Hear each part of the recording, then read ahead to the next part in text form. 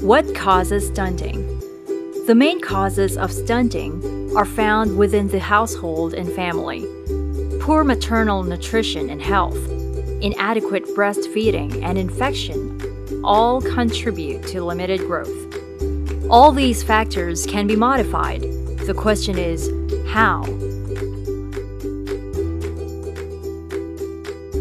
As life begins in the womb, a developing embryo relies on the food consumed by their mother to fuel growth, and this continues after birth through breastfeeding. Poor maternal nutrition limits the growth of the fetus. Poor fetal growth, in turn, increases the risk of neonatal death.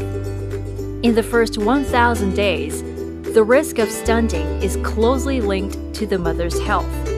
The likelihood of stunting for the baby increases if the mother is infected with malaria, intestinal worms, or HIV or AIDS. Women suffering from hypertension during pregnancy may have complications that increase the risk of low birth weight and preterm delivery. Pregnancy in adolescence creates competition for nutrients between the still-growing mother and her fetus. Closely spaced pregnancies also deplete a mother's nutrient reserves. And so begins an intergenerational cycle of poor health. Girls are undernourished at birth, stunted during childhood, pregnant during adolescence, overworked during pregnancy.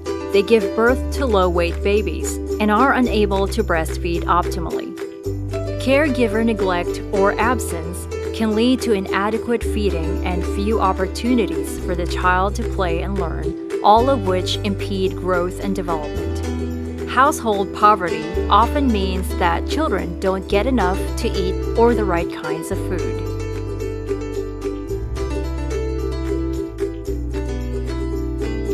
Starting at 6 months of age, an infant's need for energy and nutrients exceeds what can be provided by breast milk alone.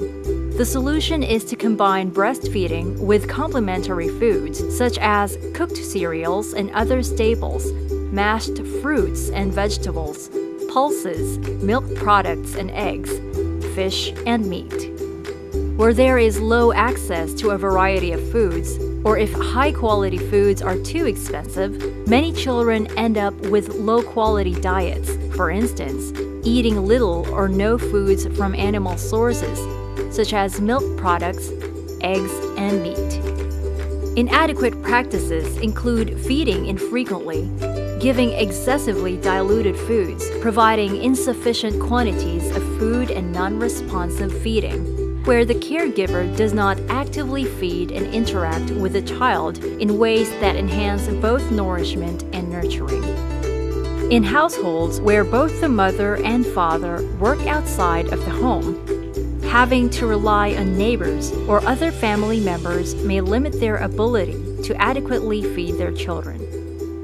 Unsafe food and water, contaminated by environmental pollutants or mycotoxins, that is, harmful chemicals produced by fungi in food crops, can lead to infections which hinder growth.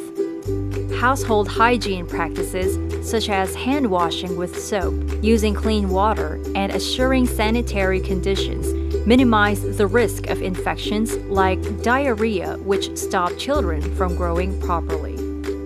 If foods are stored in the open or in unclean containers, or are left at temperatures that allow for bacteria to grow, they can make children sick and impede their growth.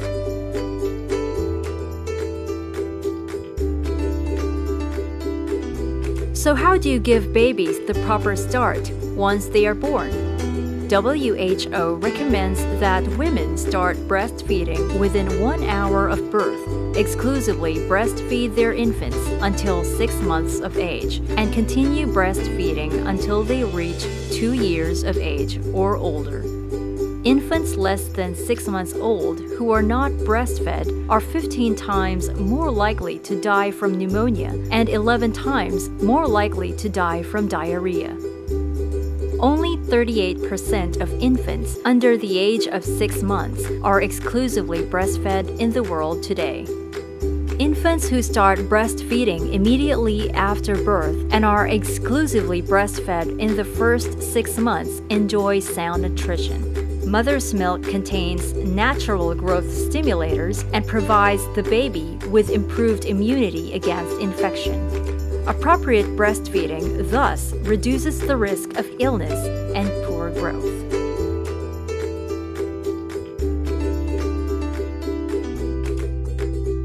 Another cause of stunting is infection.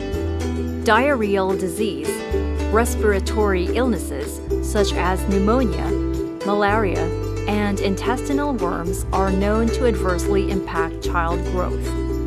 Severe infectious disease can lead to wasting, which occurs when a child's weight is low for their height. This can have longer-term consequences on linear growth, especially if there is insufficient feeding to support recovery. For example, it has been estimated that experiencing 5 or more episodes of diarrhea before age 2 is the main cause of stunting for 25% of affected children. Repeated exposure to microbes through unclean environments and poor hygiene can cause subclinical infection and inflammation where symptoms are not visible. Affected children suffer extensive intestinal damage and are unable to effectively absorb nutrients from their food.